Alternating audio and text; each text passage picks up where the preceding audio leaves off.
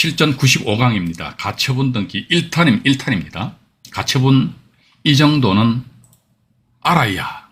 근데 사실 가처분도 보면요, 제가 조금 이따 말씀드리겠습니다만은 제가 한 20여 년 전에 가처분에 대한 어떤 트라우마가 있어요, 트라우마. 그것도 이제 소유권 이전 청구권에 대한 가처분. 그러니까 우리가 가처분 종류가 보면요, 그것도 제가 조금 더 번강할 적에 자료를 펼쳐놓고 말씀을 드리겠습니다만은 가처분권자, 가처분 채권자입니다. 그러니까 가처분 이 사람이 요구하는 사항이 뭘 주장하는 거야. 그게 뭐냐면 피보전 권리에 나와 있거든요. 그런데 그 피보전 권리가 보니까 뭐 소유권과 관련된 것이다. 이거 제가 한 20여 년, 한 20년도 더 됐죠. 1998년도인가 됐으니까. 그때 뭐 지금 저와 관계는 없는데 실제 그 가처분으로 인해서 어떤 대단히 어떤 손해를 본, 물론 이제 그분 같은 경매로 이제 물건 낙찰 받았는데 가처분권자가 본안 소송에 의한 판결문으로 승소했습니다. 이 상태에서 낙찰자는 소유권을 상실해 버렸습니다. 물건지가 저쪽 경기도 강화도에 있는 그 물건 같아요. 그래서 일단 특히 가처분 같은 경우는 제가 볼 적에는 뭐 소유권 이외의 가처분 하니까 뭐 건저당권 설정 등기 이행 청구권에 의한 가처분, 이게 뭐다, 저당권 설정해 줘라 이거지. 예. 또 보면 이제 토지 인도 및 건물 철거 청구권을 피보전 권리라는 가처분. 예. 이런 거 보면 이제 법정 지상권과 관련된 그런 내용이거든요. 또 보면 어떤 경우는 이제 소유권 이전 소유권도 지금 제가 말씀드리는 그 요 소유권 괜찮은 것 같아요. 뭐냐면은 소유권 이전 소유권에 대한 일부 말소 청구하는 게 있습니다. 그게 뭐냐면 지분 경매로 경매 진행된 사건인데, 그런 내용에 대해서 일단 우리가 가처분 전반적으로 여러분들에게 조곤조곤 말씀을 드려보도록 하겠습니다. 일단 그렇게 하시고요. 제가 자료를 펼쳐놓고 방송을 진행하도록 하겠습니다. 자, 화면을 조금 조정을 하겠습니다. 네. 오늘은 이제 95강이고요. 그 다음에 보시니까, 2023년 6월 19일이네요. 월요일이고요. 가처분 등기 및 경매 사례 이렇게 나와 있습니다. 근데 여기에서 제가 가처분이 뭐냐, 이게 가처분에 대해서 개략적으로 말씀드릴게요. 우리가 보면 이제 소위 경매 사건에 있어서 보면 쓰리가가 뭐냐니까요. 가압류, 가처분, 가등기, 가짜는 말 그래, 가짜. 이겁니다. 이게 약자인데, 이게 한자, 이거 약자를 쓰다 보니까, 이건가, 이게 정자인가. 하여튼, 가압류가 자체만 가지고는 아무리 힘을 발휘하지 못합니다. 가처분 이 자체만 가지고는 아무리 힘을 발휘하지 못해요. 왜? 가짜니까. 가등기 이 자체만 가지고는 완전한 힘을 발휘하지 못한다는 것이죠. 근데 우리는 이제, 여기서 이제, 가등기에 대해서는 우리 기존에 이제 공부를 하셨단 말이죠. 그죠? 그냥 이제 가압류와 가처분에 대해서 비교해서 말씀드리겠습니다. 가압류는 뭐냐? 그러니까, 우리 이렇게 생각해 봅시다. 채권자가 경매 물건을 왜 경매 신청하죠? 부동산을? 자기 돈 받으려고 하는 게 아니니까 돈, 그죠? 금전 채권입니다. 즉, 이게, 금전 채권이잖아요. 금전 채권을 회수하기 위한 것이란 말이죠. 그죠? 근데 보니까 예를 들면 이렇게 볼 수 있는 것 같아요. 여기에 집주인이 이제 뭐 편의상 A인데, A가 B한테 돈을 꾸었어요. 그러면 B는 뭐다? A한테 돈을 빌려줬죠. 그죠? 빌려주니까 B는 뭐가 됩니까? 채권자가 되고 A는 채무자가 되잖아요. 그러면 A와 B 간에 있어가지고 무슨 차용증이라든지 이런 걸 작성을 하겠지요. 우리 금전 거래할 적에는요, 차용증 반드시 작성해야 됩니다. 왜냐면 상대방이 이게 안 그렇습니다. 사람이 속이는 게 아니거든요. 사람이 사기치는 게 아닙니다. 돈이 사기치는 거지. 그죠? 그러니까, 이 사람 완전히 무골호인이야. 이 사람 법 없이도 살 사람이야. 그렇기 때문에 나 그냥 줬어. 난 뭐 한 달 있다 돈 준대. 아무런 근거도 없어. 근데 사람 나중에 A 입장에서 봐가지고 한 달 있다 돈이 없어. 그러면 뭡니까? 사람은 착한데 돈이 없어. 그러니까 돈이 거짓말하는 것이지요. 그걸 대비해가 차용증을 B가 이제 받고 A한테 돈을 빌려줬는데, A 이 사람이 말이지, 돈을 갚을 날짜에 돈을 갚지 않는다더라. 그러면 B는 말이지, 차용증을 근거로 하여서 A 명의의 부동산이 있다면은, 그래서 근데 부동산이나 이런 이게 없으면요, 이게 차용증 말짱 꽝입니다. 아무런 의미가 없어요. 그러니까 만약에 이제 A 명의의 부동산이 있다더라 그러면요, B는 뭐 이 차용증에 터잡아가지고 신속하게 A 부동산에 대해서 가압류란다. 가압류 목적이 뭐죠? 돈 구워줬으니까. 가압류는 돈입니다, 돈. 돈 구워줬다 이게. 근데 이번에 보니까 가압류가 아니고 가처분, 즉 가압류든 가처분이 되게 일종의 이제 보전 처분 행위입니다. 보전. 길이 어떤 자기 권리를 보전하는 거야. 보전. 근데 이 가처분은 또 뭐냐니까 요거 이제 대비해서 비교해서 설명드릴게요. 여기든 현해상 소유자가 A입니다. 한데 봐가지고 B가 있어요. 이번에는 A, B 간에 있어서 돈 거래한 게 아닙니다. 돈 거래했다면 가압류로 넘어가겠죠, 그죠? 돈 거래한 게 아니야. 돈을 빌려주고 받고 한 게 아니란 말이죠. 근데 A와 B 간에 있어서 매매 계약을 체결했습니다. 매매 계약을 체결했다 이거죠. 즉, 뭐다, 그러니까 A가 매도인이 되고 B가 매수인이 되잖아요. 이 상태에서 이제 계약서를 쓰고 이제 계약금 넣고 중도금 넣고 이런 상황에서 말이지, 이런 상황에서 보니까 A 입장에서 봐가지고 B한테 어느 순간 되면 소유권을 넘겨야 되는데, 아이고, A 이 사람이 소유권을 안 넘긴다더라. 그럼 이 가처분의 목적은 뭐냐? 그러니까 어떤 청구권입니다. 청구권. 청구권의 권리예요, 권리. 그러니까 B 입장에서 A한테 A 부동산에 대해서 B가 가처분하는 거야. 가처분하는데 제가 조금 전에 말씀드렸습니다만 피보존 권리입니다. 피 보는 거야, 상대방이. 한마디 피 보는 겁니다. 피 보존 권리가 뭐냐니까 B가 주장하는 내용입니다. B는 뭐다, A한테 어떤 걸 주장하지? 그러니까, 야, 이 사람아, 당신 나하고 매매 계약 체결했잖아. 그러고 나서 내 잔금까지 다 넣었잖아. 다 넣었는데 왜 소유권 안 넘겨져 버려? 따라서 피 보존 권리 뭐라 이게? 소유권 이전 등기 청구권이요. 제가 청구권이라고 적어놨지 않습니까? 그러니까 피보존 권리 보니까 소유권 이전 등기 청구권. 그러니까 청구권 자체는 물론 이걸 그렇습니다. A와 B 간에 있어서 매매 계약을 체결했으면 돈이 왔다 갔다 했죠, 그죠? 돈이 왔다 갔다 역시 마찬가지. 이 가압류 같은 경우에 있어서도 A와 B 간에 있어서 돈이 왔다 갔다 한 사실은 맞아요. 가처분도 돈이 왔다 갔다 했다 이거지. 그런데 성격이 틀려. 어떤 성격이 하니까 B한테 물어보는 거예요. 당신 이제 A한테 왜 돈 줬어? 나 돈 구워줬어. 그럼 채권 채무입니다. 근데 그러면 이번에 B한테 B 당신이 왜 A한테 돈 줬어? A한테 왜 돈 줬어? 그러니까 나 있잖아. A 명의 이 집을 내가 사기 위해서 매매 계약을 체결하고 매매 대금조로 내가 돈 주면서 소유권 가져온다는 것이지요. 그죠? 그러다 보니까 이게 가처분은 뭐다 보니까 청구권 하니까 청구권 하니까 권리니까 권리입니다. 권리. 그러니까 B가 누구한테, 즉 B는 가처분 채권자입니다. 이 사람이. 가처분 채권자고 A는 뭐다? 가처분 채무자예요. 채무자. 이런 용어에 너무 집착하지 마시고요. 어쨌든 제가 설명드리는 한 방편으로서 말씀드리는 것이니까 어쨌든 봐가지고 가처분 채권자 입장에서 봐가지고 상대방이 채무 이행을 안 하니까 가처분해 버린다는 거죠. 그런데 여기서 주의할 사항은 뭐냐면 피보존 권리가 소유권과 관련된 거다. 이랬을 때 조금 이게 우리가 조심하자는 겁니다. 그러니까 예를 들면 이런 게 있을 수 있거든요. 저도 지금도 보면 지금 이런 누가 예를 들어 질문 가처분 관련된 질문 주시는데 가처분권자의 피보존 권리가 소유권과 관련된 거다. 이거 확실히 몰라요 우리가. 제3자가 그거 어떻게 합니까, 그죠? 그래서 그런 경우는 저는 고개를 좀 갸우뚱합니다. 또 나아가서 제가 만약에 경매 물건을 선택하는데 가처분이 되어 있다 하더라. 근데 이 가처분이 보니까 피보존 권리가 소유권과 관련된 것이다. 그럼 역시 저도 고개를 갸우뚱하면서 이건 이제 다시 이제 이 손으로 밀어놔 버려야지. 이런 식으로 우리가 이제 저는 그렇게 하고 있다는 것입니다. 그죠? 그래서 일단 가처분 같은 경우는 이게 조금 아마 지금 소유권입니다. 소유권과 관련해서는 좀 조심을 해야 되지 않겠느냐. 지금 제가 여기서 이런 말씀 드리고 싶습니다. 예를 들자면요.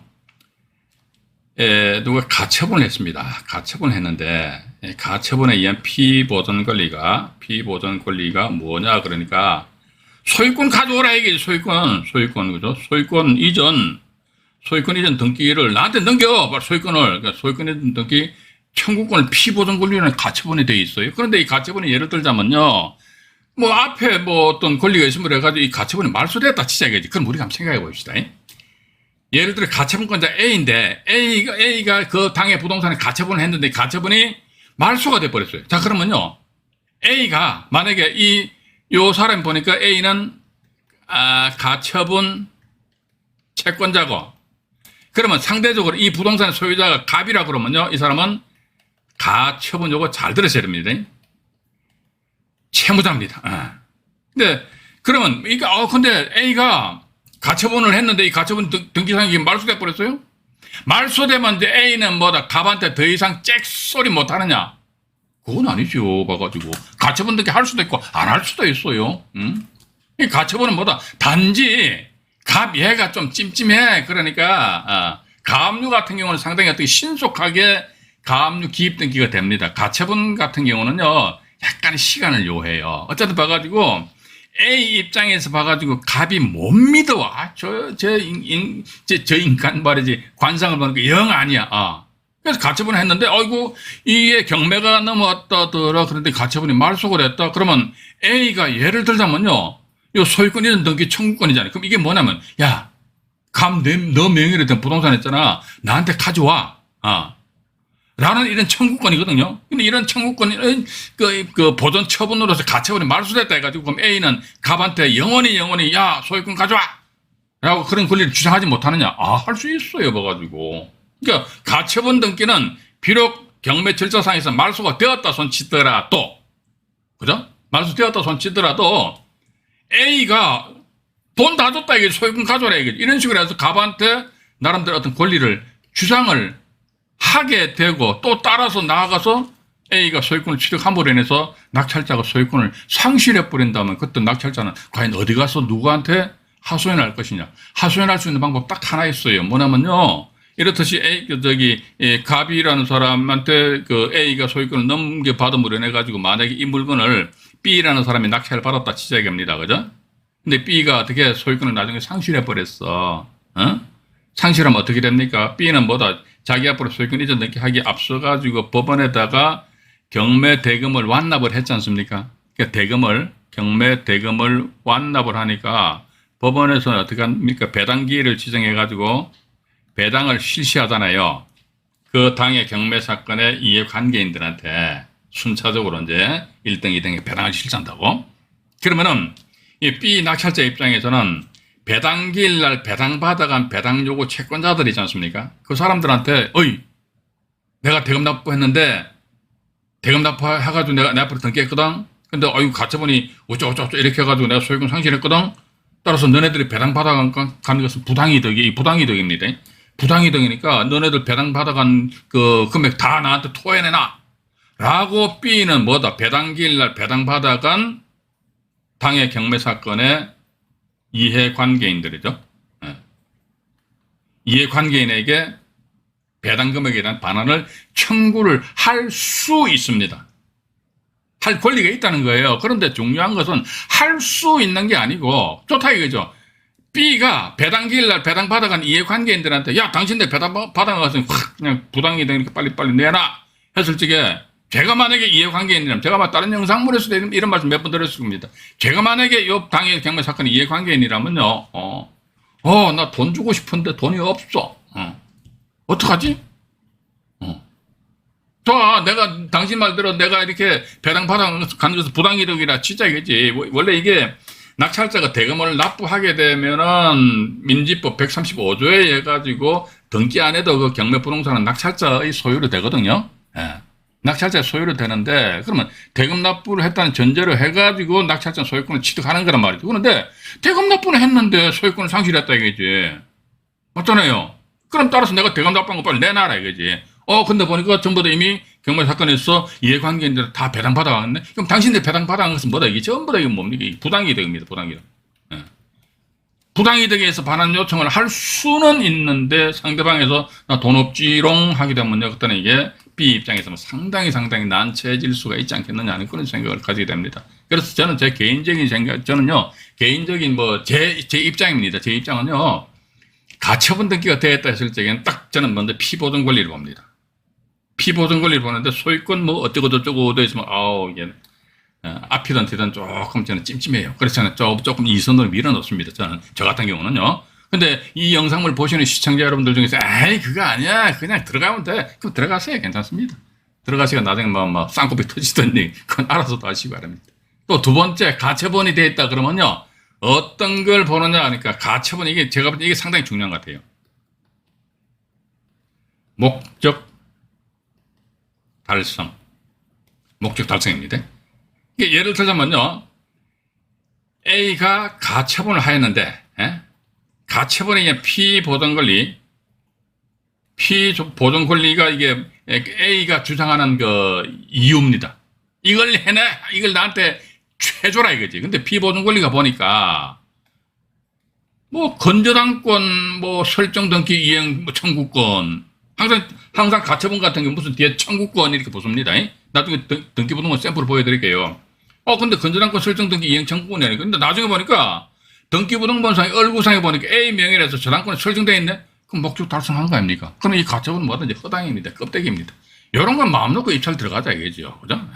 일단 그렇게 이제, 가처분에 대해서 개략적으로 이제 말씀을 드렸고요. 또 하나 또 오늘 제가 이 사례를 아마 우리 시청자 여러분들에게 소개 말씀을 드리겠습니다만은, 경매가 그냥 낙찰받아 돈 벌어요. 돈 버는데, 그냥 무난하게 쫙 진행되다가, 한순간 재수없으면 탁 걸려버려요. 걸리면 그 사람 완전 나락으로 떨어져 버립니다.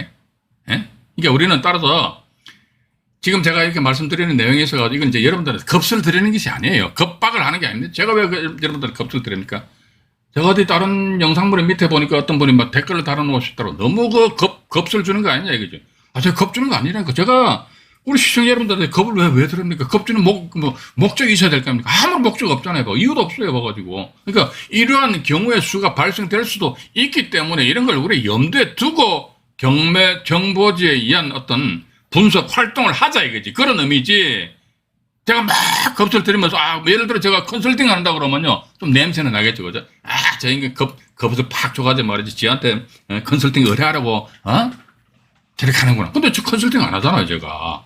그죠? 그래서 이게, 이 사건도 제가 제 자료에다 표시를 해놨습니다만, 뭐냐면 이 사건이 이렇게 됐습니다. 등기부등본을 딱 보니까 앞에 A라는 사람이 저당권에 설정되고요. 그 다음에 B가 가처분이 됐어요. 그 다음에 C가 강제경매 신청했습니다. 그러니까 D라는 양반이 A 저당권이 있다. 물론 여기 뒤에 있는 가처분이 되어 있다 그러면요. 이 A 저당권자 때문에 B 가처분은 말소되는 것이 당연하다. 저는 그렇게 보고 있습니다. 왜냐면요. 끼익 해서 저당권 설정해 놨단 말이지. 나중에 이 가처분에서 소유권 어쩌고저쩌고 해가지고 가처분이 설정되어 있다는 것이죠. 그럼 이 가처분이 소멸한다고 매수인 낙찰자의 인수가 된다더라. 그러면요. 이 B 가처분 등기보다 먼저 앞서 설정된 A 저당권자의 이익을 침해하잖아요. 맞잖아요. 그죠? A 입장에서 봐가 자기가 이 당시에 자기 담보 잡을 적에는 어떡합니까? 현장 가가지고 나름대로 실사를 할 거 아닙니까? 예를 들어 아파트도 하면 방이 몇 칸이야? 3칸, 방 2칸 빼버려야지. 매매가가 얼마야? 다 조사해가지고 이것저것 다 빼고 나서 순수하게 자기네들 어떤 담보 가치를 판단해가지고 얼마 대출, 금융기관에서 대출해주는 거 아닙니까? 그런데 이 당시에는 아무것도 없었어요. 그래, 저당권 설정했다, 이제 1순위. 그런데 그 뒤에 보니까 뿅 가치분이 나타나가지고 말이지. 이게 가치분이 어떤 소멸한데 인수가 된다더라. 그러면요. 세상에 인수되는 가치분이 있다. 그러면 이거 어떤 사람이 들어와서 이거 낙찰을 받겠습니까? 그럼 낙찰 안 받는다 그러면요. B보다 먼저 앞서 저당권을 설정한 A 이 사람의 이익을 상당히 침해하는 그런 결과가 되기 때문에 이 가처분 당연히 말소된다는 것이죠. 그래서 D 입장에서 보니까 요게 말소 기준 권리지. 내 학원에서 배웠잖아. 그래서 가처분은 죽는 거야. 말소. 그래서 D가 낙찰 받았습니다. 낙찰 받고 B 가처분 말소시켜 버렸어요. 근데 이 사건은 지금 제가 1998년도는 꽤 오래됐죠. 상당히 오래됐습니다. 4, 5년 전인데 그때는 저도 젊었죠. 근데 이게 이와 관련된 대법원 판결이 있어요. 이것도 제가 나중에 말씀드릴게요. 근데 D가 낙찰 받았는데 그분이 그 당시 제가 대학교 동기하고 저 강남 모처에 조그마한 사무실 차려가지고 뭐 무슨 출판업도 하고 강의도 하고 뭐 경매 뭐 투자도 하고 하는 그런 시절이 있었어요. 했는데 D가 낙찰을 받았는데 보니까 D 다시라는 사람이 그 당시 제 사무실로 왔어요. 와가지고 이런저런 뭐 헐레벌떡 왔더라고. 왜요? 그러니까 이 사건이더라고, 이 사건. 그러니까 자기가 쭉 이야기를 하는데 그래서 이분이 보니까 D 다시니까 이게 컨설팅 회사인 것 같아요. 봐가지고 이미 이분이 오셨을 때는 이제 대법원 판결이 이제 생성이 된 그 이후에 찾아오셨더라고. 예. 이게 뭐냐, 그러니까 D가 낙찰받고 나서 B 가처분 있잖아요, 가처분은 이제 직권말수 대상이라 해가지고 법원에다가 이제 말소할 목록에 포함시키는 법원에서 촥촥촥 말소시켜 버렸어요. 근데 보니까 나중에 B라는 사람이 B 가처분이잖아요. 무슨 소리 하는 거야, 가보가. 내가 가처분 왜 말소시키냐고 하면서 가처분 말소 등기 회복 청구 소송해가지고. 근데 이분이 이 가처분 경매 절차상에서 말소됐는데 말소된 가처분을 회복 살려내라라고 주장하는 이유가 뭐냐? 그러니까 제가 방송에서 항상 말씀드립니다. 예. 잔소리처럼 말씀드려. 이게 말 귀에 딱지가 붙을 정도로 말씀드렸어요. 경매 신청 누가 했노? 기억나시죠? 야, 이거 우리 진짜 중요합니다. 예. 경매 신청 누가 했노? 경매 신청권자 확인해 보자. 이 경매 신청 누가 했어요? C가 했잖아요, 그죠? 그럼 우리는 어쨌든 봐가지고 부동산 등기부등본상에 이렇듯이 저당권이 떡하니 설정되어 있으니까 A가 말소 기준 권리구나 이렇게 생각하면 안 돼요. 봐가지고 안 된다니까. 왜냐 하니까 이 저당권이 허당일 수도 있잖아요. 허당이 뭐냐, 그러니까 저당권의 터자본 P자가 많이 나옵니다. P담보 채권액이 빵원이 있어요. 빵원. 근데 이 사건 같은 경우 보니까 이 A 저당권이 무슨 강화 농협인가였던 걸로 기억이 납니다. 근데 저당권이 설정되어 있었는데 이게 피담보 채권액이 빵원에서 빵원 같으면 이 저당권 모두 형식상의 저당권이다. 따라서 뭐 어떻게 한다더라 이게 이거는 이소나만 하다 되겠지. 이소나만 하면 이게 이 A 저당권 여기서 말소 기준 권리 아니라 되겠지. 그럼 이 B 가처분 등기 이게 뭡니까? C 강제경매보다도 먼저 가처분했잖아. 그럼 선순위 가처분이잖아. 왜 죽였냐 이게 살려내놔. 그래서 그래서 B 입장에서 이제 살려내놔라 하니까 이게 대법원에서 알았어 해가지고 B가 가처분을 다시 살려주고 B는 뭐다? 가처분 회복을 한 상태에서 이 부동산에 이 당시에 이 B가 가처분할 당시에 이 부동산 소유자를 상대로 해서 소송쟁에서 이분이 승소 판결을 받아가지고 자기 앞으로 소유권 이전 등기하면서 낙찰상 소유권을 뿅뿅뿅 상실해 버렸습니다. 그러면서 그 당시 D다시라는 분이 컨설팅 업체니까 완전 똥 씹은 표정이잖아요. 죽을 맛이지. 꼴난 수수란 말이지. 뭐 얼마 받고 말이지. 해줬는데 보니까 우와 소유권을 상실해 버리니까 이렇게 빠져나갈 방법 없냐 그죠. 지금 제가 그때 당시 저랑 같이 있었던 그 대학교 동기가 경매를 꽤 많이 잘 아시는 분이에요. 근데 그분도 보니까 고개를 잘래잘래 흔드시더라고. 이건 방법이 없는 것 같다 이렇게 나와 있거든요. 그러니까 이렇듯이 이 가처분도 역시 마찬가지 보니까 소유권과 관련된 가처분이더라. 그죠? 소유권과 관련된 가처분이기 때문에 특히 이게 강제경매 신청을 C란 제3자가 했다 했을 때 우리는 항상 이렇게 생각하셔야 됩니다. 뭐냐면요. 이게 가처분만 해당되는 게 아니라니까요. 가처분만 해당되는 게 아니고 일반 물건인데 보니까 경매 신청 누가 했노? 그러니까 엄한 놈이 말이에요. 경매 신청해서. 다른 제3자가 빡 경매 신청했거든요. 앞에 보니까 저당권이 이렇게 있는데 근데 뭐 이런 경우도 있을 수 있잖아요. 자, 우리가 한번 생각해 봅시다. 저 지우고 말씀드릴게요. 다시. 보니까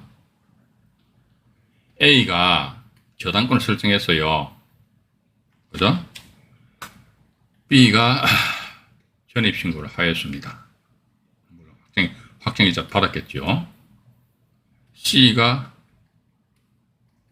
강제경매 신청했습니다. 그럼 D라는 사람이 아싸 A 저당권이 말소 기준권리구나 해가지고 그럼 B 얘는 죽지. 맞잖아요. 말소 기준권리 이후에 전입신고했으니까 B 임차인은 낙찰자한테 대항을 못 하잖아요. 그죠? 대항 못 합니다. 그래서 D라는 분은 아싸 하면서 그냥, 아싸 가오리 하면서 들어간 낙찰 받은 거야. 까불면 안 돼요. 봐가지고, 근데 나중에 알고 보니까 말이야. 이 저당권이 이게 뭐가, 이거, 허당이라면 어떨 건데, 허당. 그죠? 이게 껍데기. 저당권만 설정을 해놓고, 그냥 그대로 이제, 아마 물론 이런 경우 조금 전에 그 물건 같은 경우 보니까 A 저당권자 이 사람이 등기부등본을 찬찬히 보게 되면요, A 저당권자가 경매 신청했다 경매를 취하라 했더라고. 그럼 우리가 생각해 봅시다. 저당권자가 경매 신청했다 경매 취하했다는 것은 일단 뭐다? 자기네들이 원하는 채권을 회수했을 가능성이 높을 거 아닙니까? 그죠? 경매 신청했다? 근데 경매를 취하를 시켰다? 왜? 자기 채권 다 받았으니까. 그러면서 또 이제 이야기하겠죠. 봐가지고 저당권자 입장에서, 저기 있잖아. 원래 저당권이라는 것은요, 건저당권이라는 것은 설정 최고액이 아니십니까? 예를 들어 설정 최고액이 1억이라 그러면요, 이 저당권자 입장에서 봐가지고 맥시멈 1억 원까지 이 부동산으로 인해 가지고 채권 회수를 할 수가 있습니다. 근데 봐가지고 빵원일 수도 있어요. 빵원. 0원부터 1억 원까지 왔다 갔다 합니다. 근데 보니까 예를 들어 돈을 다 갚았다. 돈 다 갖고 그냥 말 그 껍데기, 만 놔뒀다. 이랬을 경우에 이 빵원이었을 경우는 이 대법원 판결에 의하면 이 저당권은 형식상의 저당권으로서 이건 이전에 하나 되겠죠. 이거 없어. 그럼 어떻게 되니까 이게 말소기준 권리 돼버리는 거죠. 그죠? 이게 말소기준 권리 되잖아요. 그럼 이 사람의 B는 뭡니까? 대항력 없는 임차인이 아니고 대항력 있는 임차인이 돼버린다고. 이런 사실관계에 대해서 이게 보시면 된다고. 경매 신청 누가 했지? 다른 사람이 했지? 이거야, 이거 봐라. 앞에 뭔가 어떤 권리가 있네. 그럼 얘가 과연 이게 진짜냐, 아니면 껍데기냐, 여기에 대해서 우리가 정확하게 조사 분석해야 돼요. 봐가지고. 낙찰 못 받아가 환장하겠네. 그게 낙찰 받고 못 받는 게 중요한 게 아니라니까요.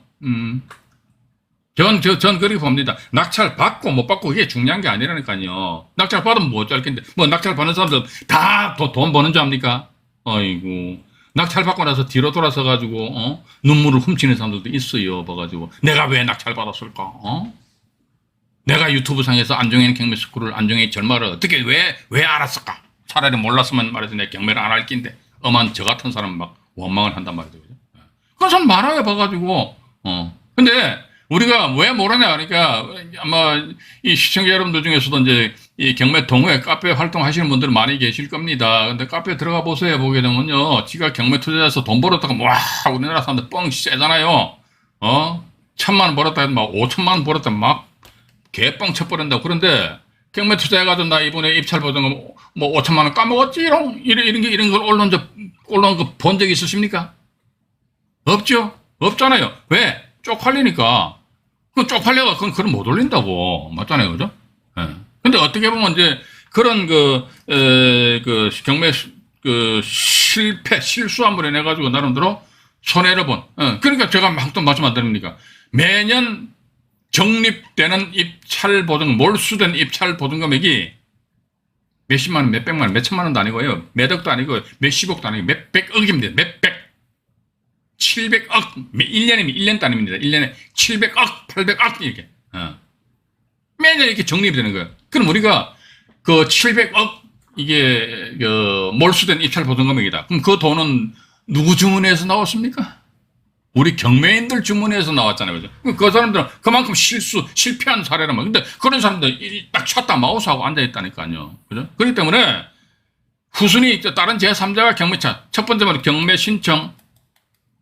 요건 이제 가처분만 해당되는 게 아닙니다. 경매 신청권자를 확인하자. 경매 신청 누가 했지? 그러니까 앞에 있는 저당권자가 경매 신청하면 괜찮아요.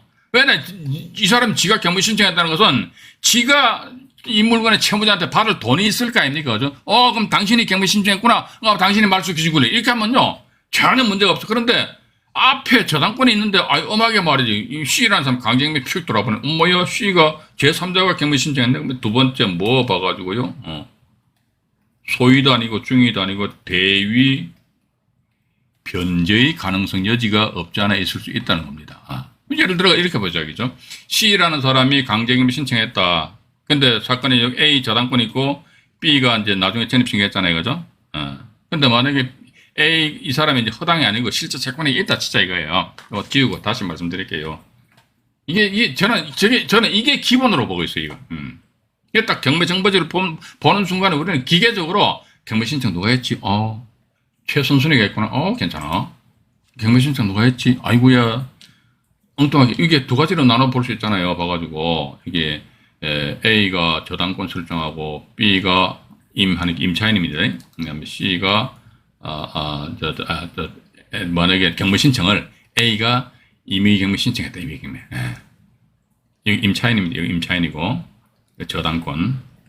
임의 경매 신청했다. 이런 케이스라면요, 우리는 맘 놓고 들어갈 때 봐가지고, 경매 신청 누가 했노? 야가 있잖아요. 경매 신청 누가 했지? 얘가 했다. 그러면 일단 대의변제 가능성이 여지 있을 수도 없고, 그래서 난 마음 놓고 들어가서 낙찰을 받아버렸는데, 봐가지고. 낙찰자가, C가 대금 납부하기 전에 말이지, 집주인이 이걸 갚아버렸어. 뭐 갚을 수 있어요. 봐가지고. 대금 납부하기 전까지 또 돈 갚으면 됩니다. 돈 갖고 이제 경매 취하시킨다. 그러니까 돈 갚아버렸다 하더라. 그러면 일단 C 입장에서는요, 낙찰 받으니까 이때 법원 가서 입찰 받은 거 10% 납부하잖아요. 그죠? 10% 납부해가지고, 이제 말 그대로 목이 빠지게 기다리니까 그러니까 대금 납부할 날 목이 빠지게 기다리는데 갑자기 법원에서 경매 계장이 띠리링 전화가 옵니다. 안종현 씨, 왜요? 그러니까, 이 사건은 경매 사건은 취소, 기각 결정 나버렸어요. 취소. 왜요? 그러니까 이게 경매 신청의 원인이 된 채권액이 자체가 없어져 버렸어. 이게 없어졌잖아요. 그러면 경매 실체가 없어진 거 아닙니까? 그죠? 따라서 당신 10% 입찰 보증금 납부했잖아. 이거 빨리 찾아가셔. 해가 법원에서 그냥 아주 친절하게 연락이 옵니다. 그럼 그냥 우리는 찾아러 법원 가서 갔다 오면 됩니다. 근데 이런 경우는 괜찮은데 이제 경매 신청 누가 했노 하니까 이번에는 누가 했지? 보니까 여기 보시면요. A가 저당권인데요. B가 보니까 전입신고한 임차인인데요. C가 보니까 강제경매 신청했습니다. 그럼 D라는 사람은, 이런, 권리관계가 말이지, 실체적으로 그냥, 끝까지 계속 간다라는 그런 전자에서, B는 뭐다 봐가지고 A보다 나중이니까 대항력 없지 해서 만약에 설사 낙찰을 받는다 시작이죠. 낙찰을 받는다 이랬을 적에 봐가지고 이 A 저당권의 실제 채권액이 대단히 소액이라면은요, 집주인이 갚든지, 실제 그런 사례도 많아요. 봐가지고 집주인이 왜 갚냐? 집주인이 갚겠죠. 왜냐면 임차인 B라는 사람 성질이 더럽다 그러면 가서 막 집주인 멱살 쥐어잡고 막 흔들어 버릴 거 아니에요. 인간을 확 해가지고. 네가 돈 썼지 왜 네가 돈 썼는데 왜 내가 피해를 받아야 되냐 얘기. 그래서 집주인이 예를 들어 갚아버린다는 거죠. 이런 식으로 갚고 나서 문제는 뭐냐면 말이에요. 갚고 나서 이 저당권 말소된 등기부등본을 법원에다 제출한다면 큰 문제가 없는데 그냥 갚고 나서 저당권 말소 안 시키는 건 놔둬버리는 거예요. 제가 만약에 이 부동산 소유자라면요, 갚고 나서 저당권 말소 안 시키면 가만히 놔둬버려요. 놔둔다니까요. 놔둬버린다니까. 놔둬버린다 하더라도 뭐 이게 D 입장에서 보니까 A 저당권 등기부등본 또 보니까 어이구야. A 저당권에 떠가 맨 앞에 설정되어 있잖아요. 야, 그럼 네가 말소기준 걸리지. 야, 그럼 너는 B는 A 저당권보다 나중에 전입신고했지. 그럼 넌 죽는 거야. 말소되는 거야. 근데 현실적으로 봐가지고 제가 말씀 안 드렸습니까? 피담보 채권액이 빵원이다. 이건 뭐다? 저당권이 설정되어 있기는 있는데 이게 뭐다? 형식상의 저당권이랍니다. 형식상의 저당권이 이게 뭐예요? 허당. 껍데기. 그래서 이것은 있어야만 하는 거예요. 그럼 따라서 이 임차인은 어떻게 합니까? X가 아니고 O가 돼버린다. 누가? 낙찰자한테 대항을 할 수가 있는 그런 상황이다. 그렇기 때문에, 그죠? 다른 제3자가 경매 신청했잖아요. 그죠? 문제는 뭐냐면 우리가 매각길 당일날 법원에 경매 법정 가셔가지고 민사 집행 사건 기록부를 우리 경매인들한테 보여주면 다 사진을 확인할 수 있다고. 근데 지금 현재 2023년 6월 19일 현재까지도 경매 법정 가시더라도 민사 집행 사건 기록부를 안 보여주잖아요. 연락만 시켜줍니다. 그럼 어떡한다 하더라. 이게 D라는 사람이 이제 낙찰 받아요. 낙찰 받으면 그때 가서 D는 뭐다? 당해 경매 사건에 있어가지고 뭐가 됩니까? 이해관계인이 돼버리잖아요. 그죠? 예. 이해관계인이 되니까 그때 가서 담당 경매계 가가지고 계장님 나 지금 민사 집행 사건 기록부 한번 열람 신청합니다. 그때는 알았어. 줘요. 그러면 그때 우리는 민사집행 사건 기록부를 보고 저는 항상 이런 말 생각이 듭니다. 낙찰 받고 나서 더 바빠요. 낙찰 받기 전에는 그냥 권리 분석하고 임장 갔다가 그냥 입찰해서 낙찰 받으면 되는데 받고 나서부터 뭔가 예민한 사항 많잖아요. 봐가지고 이렇듯이 제3자가 경매 신청했을 때 혹시나 앞에 이놈이 말이지 껍데기 허당인지 아닌지 그것도 확인해 봐야 되고 또 조세 채권과 임금 채권이 있는데 이것도 우리가 확인할 수 없잖아요. 그죠? 조세 채권 같은 경우도 국세당에서 지방세당에서 같은 경우 뭐 임차인한테는 우선 변제 거는 먼저 임차인한테 양보를 한다고 그랬는데 그 문제는 뭐냐면 양보를 하는 건 좋다 이거지. 근데 그건 임차인을 위한 규정이라니까요. 우리 경매인들의 입장에서 봐가지고는요. 조세 채권이 있다 손치더라도 뭐 봐가지고 걔네들 법정 기일이 언젠지 또 체납된 세액이 얼마인지 그걸 알 방법이 있다 없다? 없잖아요. 그거 어떻게 합니까? 그렇기 때문에 낙찰 받고 나서 더 바쁘다니까. 그래서 경매법 담당 경매계에 가셔가지고 민사집행 사건 기록부를 보시면서 혹시 A라는 이 사람의 채권액이 있나 없나 봐가지고 근데 보면요 이제 통상적으로 이해관계인들은 법원에 공고한 법원에다가 채권계산서 권리신고및 뭐 배당요구 신청서를 제출하거든요. 그래서 A 혹시 이 사람이 권리신고및 배당요구 신청서를 제출했니까 하면 딱 보면 이 사람이 안 해버렸네. 그럼 어떡한다 하더라. D 입장에서 뭡니까? A한테 빨리 얼른 전화해봐야죠. 당신이 말이 왜 저당권 실정해놓고 나서 채권계산 제출 안 했나? 나 돈 다 변제 다 받았어. 다 받았어. 이런 사실관계를 낙찰자 입장에서 빨리 신속하게 알아야 된다는 거죠. 이게 어렵냐? 이거 안 어려워요. 낙찰 받고 나서 어떻게 민사집행 사건 기록부만 열람하면 된다니까요. 그 지금은 이 낙찰 받기 전에는 열람을 안 시켜주니까 낙찰 받고 나서 담당 경매계가 민사집행 사건 기록부를 딱 열람해 보니까 이 사람 보니까 돈 다 갚았다고 그러네. 어머야, 그럼 이거 형식상 저당권은 허당이 저당 거죠. 그랬을 적에 이 D 입장에서 어떡하냐? 이때는 뭐다? 매각 물건 명세서를 보면요. 최선순위 A 저당권 설정 날짜가 최선순위 설정일자로 표시되어 있습니다. 그럼 D 입장에서는 뭘 자꾸 확 흔들어야 되느냐? 그러니까 매각 물건 명세서 작성이 엄청 중대한 하자다. 엄청 중대한 하자잖아요. 왜냐면 말소기준권리가 A가 아니고 C가 돼야 되는데 매각 물건 명세서상에는 말소기준권리가 A로. 왜냐면 법원에서조차도 A 저당권을 말소기준권리로 그러니까 최선순위 설정일자로 표시할 수밖에 없어요. 왜? 등기부등본 보니까 A 저당권 살아있으니까 법원에서도 담당 경매계장도 말이죠. A 저당권 야 너 돈 다 변제 받았지? 이거 어떻게 합니까? 모르지. 알 방법이 없어요. 그렇기 때문에 매각 물건 명세서 작성에 엄청 중대한 하자다 해서 일주일 있다가 낙찰 받고 나서 일주일 있다가 매각 불허가 결정 나잖아요. 그때는 나한테 팔지 마. 이게 뭡니까? 매각 불허가입니다. 매각 불허가 신청 안 할 수밖에 없어요. 그럼 100% 퍼펙트하게 매각 불허가 결정이 난다는 것입니다. 그죠? 그래서 이게 제가 항상 말씀드립니다만은 입찰해서 낙찰 받기 전에는요, 간단하잖아요. 경매정보지에서 권리분석 하시고, 임장 가셔가 시세 조사하시고, 그 다음에 입찰하면 되잖아요. 해서, 낙찰 받았네? 그때부터 바쁘다니까요. 특히 민사 집행 사건 기록부, 를 열람 등사, 열람 등사 복사합니다. 그 열람 등사 청구서 신청서는 이게 조금만 이렇게 가로로 된 게 조금만 신청서 있어요. 열람 등사 신청서가 청구서가 되어 있습니다. 이거 해오셔가지고 반드시 확인을 해보셔야 되지 않겠느냐는 그런 말씀을 드려보고 싶습니다. 이게 이제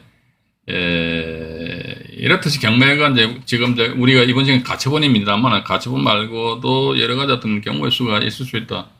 오늘도 보니까 카페에 어떤 한 분이 글을 올려놓으셨대요. 뭐냐면 좀 낙찰받기 어렵다. 낙찰받기 어려워요. 사실은 제가 분명히 말씀드립니다. 낙찰받기 어려우니까 성질하니까 확 질르면 내 머리가 깨진다니까 봐가지고 그죠? 낙찰받기도 어려운데 낙찰받고 나서 보니까 여기저기 말이죠. 그냥 지뢰밭이 있네. 그거 어쩔 낀데 봐가지고 차라리 낙찰받지 않은 것만 못한 그런 결과가 나타난다면 우리 시청자 여러분들은 어떻게 하실 겁니까? 그죠? 그런 걸 우리가 감안하셔가지고 이제 이거 이론 아닙니다. 어떤 분들은 공부하기 싫은 인간들은 맨날 이게 이론이라고 그래요. 참 깝깝해 죽겠어 봐가지고. 이 이론이 아니라니까. 이런 쪽으로 해가지고 우리가 실질적으로 이렇게 접근을 좀 하셔야 되지 않겠느냐는 그런 생각 가지면서요. 아이고 30분이 지나버렸네요. 화면 정리를 한 상태에서요. 제가 또 이제 95강 2부 방송에서 우리 시청자 여러분들을 만나 뵙도록 하겠습니다. 95강 1부 방송을 마치도록 하겠습니다.